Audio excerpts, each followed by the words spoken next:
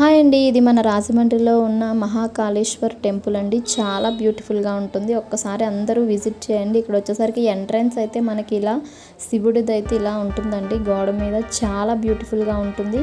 చూడండి ఎంట్రన్స్ గోపురం అంతా ఎంత బ్యూటిఫుల్గా ఉందో. చాలా గ్రాండ్గా చాలా మంచిగా అయితే దీన్ని కట్టారండి. ఈవెన్ ఇది మనకు వచ్చేసరికి కాశీతో ఈక్వల్గా ఉంటుందండి. చాలా బాగుంటుంది. ఎవ్వరు అయినా రాజమండ్రిలో ఉన్న వాళ్ళు ఎవరైనా సరే, ఒకవేళ ఇక్కడ ఉన్న వాళ్ళైనా ఎవరైనా తప్పకుండా విజిట్ చేయండి. చాలా బాగుంటుంది టెంపుల్ వచ్చేసరికి.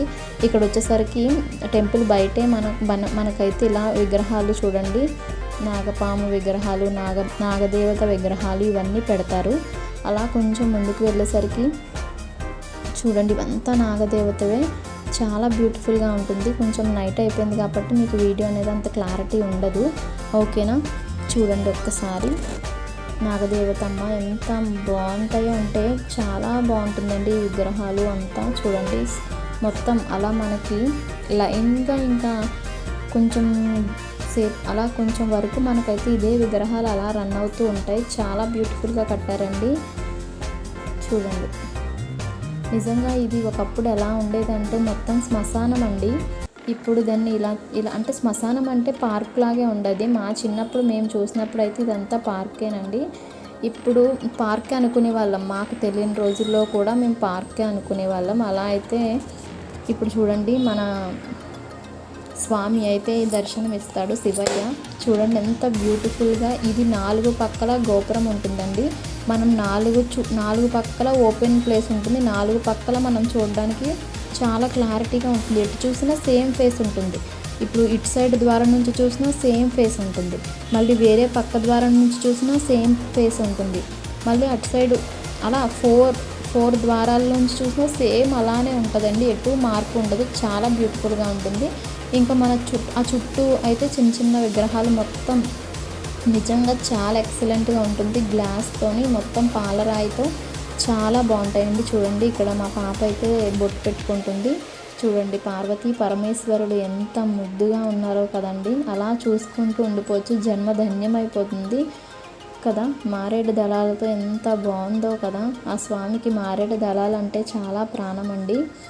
చూడండి ఇంకా అలా వెళ్తున్నాం మేమైతే. మొత్తం ఆ గుడి మధ్యలో ఉంటుందండి. చుట్టూ మనకు అన్ని విగ్రహాలే, చిన్న చిన్నవన్నీ విగ్రహాలే. చూడండి మొత్తం చాలా బాగుంటుంది.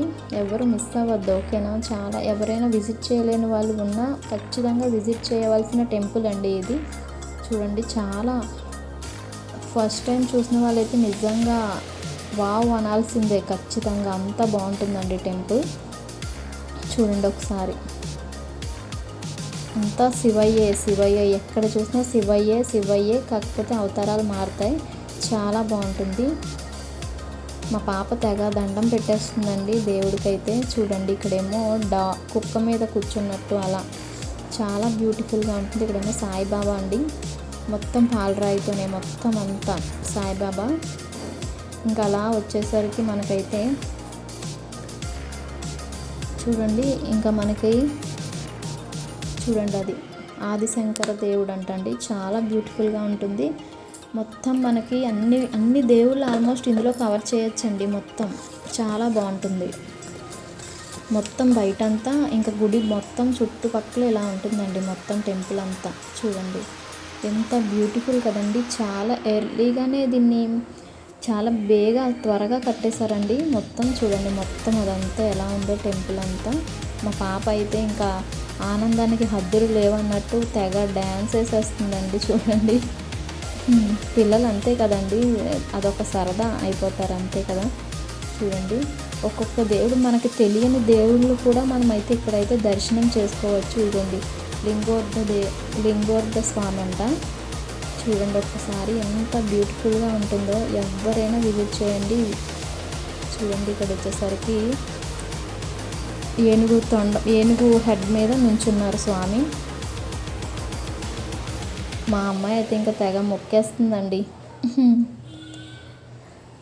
చూడండి తెగ మొక్కేస్తుంది అసలు. చూడండి ఎటు చూసిన స్వామి ఎంత బ్యూటిఫుల్గా, అంత గ్లాస్తోనే చాలా బ్యూటిఫుల్గా ఉంటుందండి.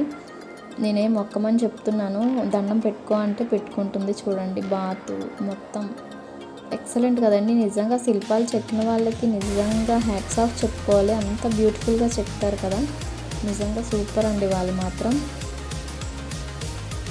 చూడండి అన్నపూర్ణాదేవి, మనకి అన్నం పెట్టే దేవి అన్నపూర్ణాదేవి అండి. చూడండి ఎంత బ్యూటిఫుల్గా ఉన్నారో. ఏదైనా దేవుడు దగ్గరికి వెళ్తే ప్రశాంతంగా ఉండొచ్చు కదా మొత్తం. ఇదేమో లలిత త్రిపుర సుందరి అంటండి. చూడండి ఎంత బ్యూటిఫుల్గా ఉన్నారో. నిజంగా న్యాచురల్గానే ఉన్నట్టు ఉంది కదండి ఆ చేతిలోని మొత్తం ఆ గ్రీనిష్గా, చాలా బ్యూటిఫుల్గా ఉంటుంది.